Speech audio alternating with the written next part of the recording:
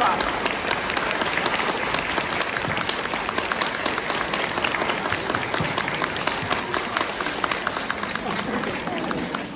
い、アンコール。